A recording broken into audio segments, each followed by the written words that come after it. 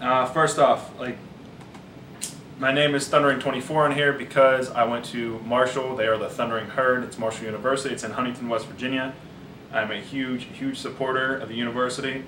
I am a graduate, so I'm a very proud alumnus, and that's where that name comes from, and that's why I got this custom-made hat, because I love Marshall.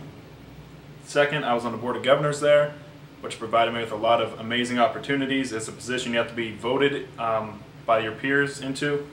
Basically, there's the athletic director, the president of the university.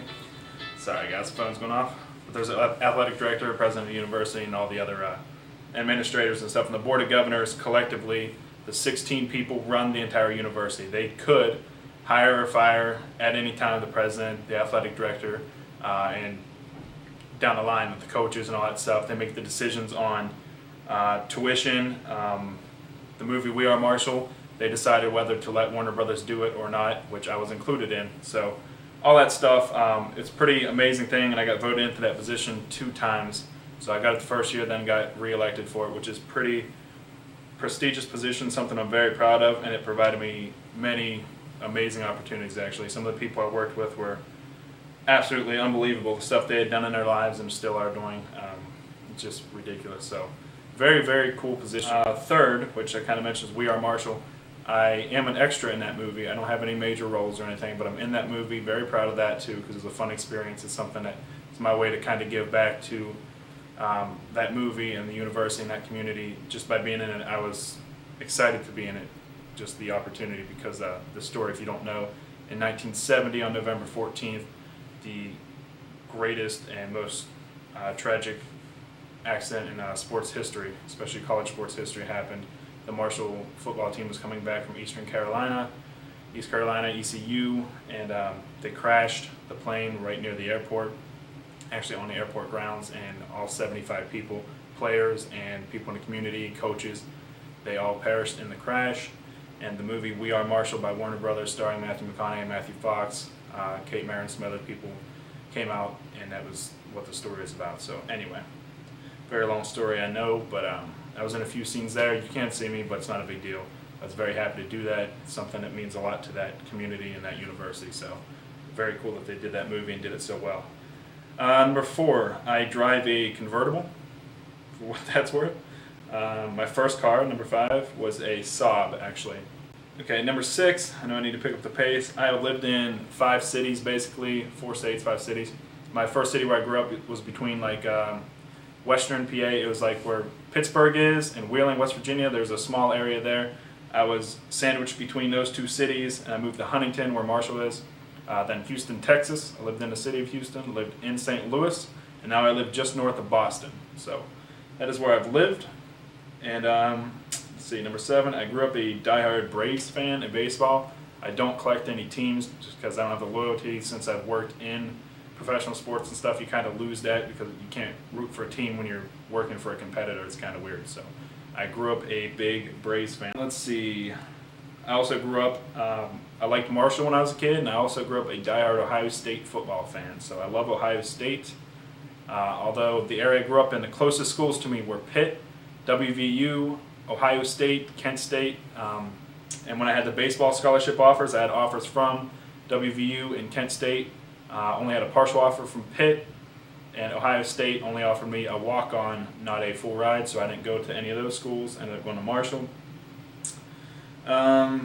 Let's see, I don't have a pet, but I do love dogs. I'm not really a cat guy. I have some allergies. Griffey Jr. has been my favorite player since like 1990. Everybody always asks, why do you collect the guy who's hurt and not the best in the game right now? It's not about collecting the best right now. It's collecting one of the best that ever played the game. In 10 years, you can look back and you're going to see Griffey and Willie Mays on the exact same level. Defensively, offensively, on-field, off-field, there's no major differences. It's going to be a toss-up as to who is the best out of those 2. And right now, we look back and say, who's the top 3 players that ever played the game? And Willie Mays is always in that conversation. So, not a bad comparison. He's been my favorite player since I was this tall, maybe that tall. So, that's why I love Griffey Jr. on-field and off-field. You never hear about him. No DUIs, no beating his wife, no cheating on his wife, no steroids, none of that shit. So I like that a lot. Anyway, I worked for the Astros organization. Very cool stuff. Had some great opportunities. That's why I lived in Houston. I was working for the Astros, and that's when I met all those guys, including Oswalt and Pence, and that's why I also collect those guys as my other PCs besides my Griffey, just because I met them. I like the way they are. They seem like really cool guys. They both hustle a lot, and that's like the way they work, and they were around me. So very cool. I respect them a lot. Let's see, if you guys play softball and baseball, in my last employment, when I was in St. Louis, one of my couple jobs I did there, I've literally hit with every single bet ever made in baseball and football since 2000. If it was made 2000 up till about 3 months ago, every single bet produced by every major producer of a bat, you know, aluminum, composite bats, stuff like that, for baseball and softball, I've hit with every single one. So I do have good opinions on what's good, what's not. Of course, it's just opinions, but I have a lot of facts and stats to back up those things as well. But that was a cool experience.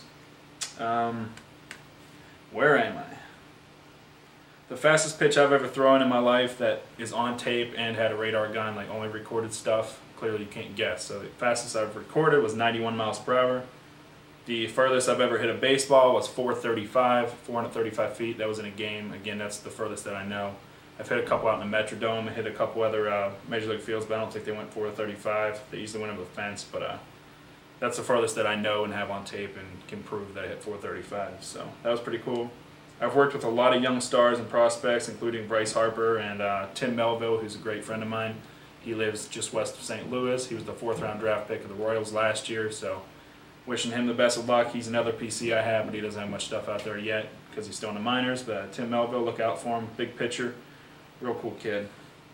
I used to run 3 miles a day every single day. Clearly I no longer do that. I don't work out as hard as I used to. I don't know why. Probably should, just to stay healthy. But so I don't do that anymore, but that was pretty cool. 3 miles a day. I used to own my own business called C3 Management, and that's why if you go on my eBay as well, it's also C3 Management, not Thundering 24, because that was the name of my business. My initials are CCC, so C3, it's like C cubed. For all you math guys out there. Number 17, my moral and ethical standards are very high. So I do have a problem with either on YouTube or face-to-face, whatever. If you ever do something to me or to one of my friends or my family or anything that is very unethical in my opinion, if I have a big problem with it, that's it. You're done. I don't trust you anymore. Regardless of what you might think about me, because I don't care what you think about me if you're not ethical anyway. So what does your opinion mean? You know, it holds no weight. So I am very, very strict on that. I don't want people around me that are liars and cheaters and, you know, stuff like that. I can handle someone being an asshole for a while, but I cannot handle somebody that's unethical. So that's a problem in my book. Let's see. I'm a huge fan of baseball history. I love to read about it and watch movies about it. Old timers. You know, I've watched like the Life and Times of Hank Greenberg, obviously the Babe Ruth, the Hank Aaron things, the Lou Gehrig stories, the movie 61. You know, all those things. All baseball history, including Negro League Baseball. Love Negro League Baseball. There's something just so cool about it.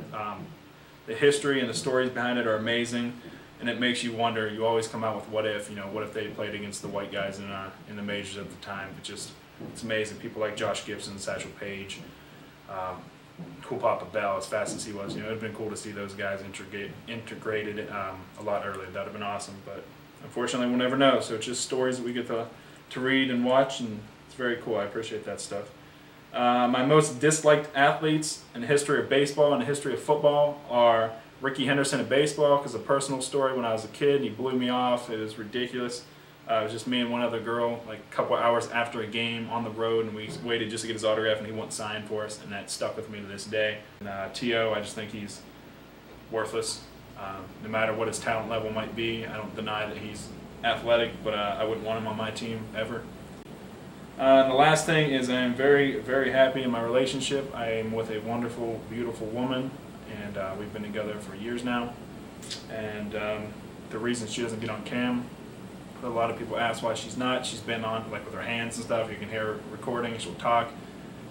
She basically chooses not to go on cam, which is fine with me because she sees how a lot of you guys treat other guys, girlfriends, and stuff like that, and it's pretty, well, you know, it's pretty rude. It's one thing if you're gonna stare at her breast when they're on camera, because you know, nobody knows that. But when you say something derogatory or negative or ignorant to her, Just trust me, you wouldn't say that in front of me. I can guarantee it. Nobody on here would. Because I wouldn't handle that, and I wouldn't allow that to go. So I've got her back, she's got mine. She chooses not to go on because she doesn't want treated like a piece of shit. And that's something I would never treat her like, and I would expect that from my friends.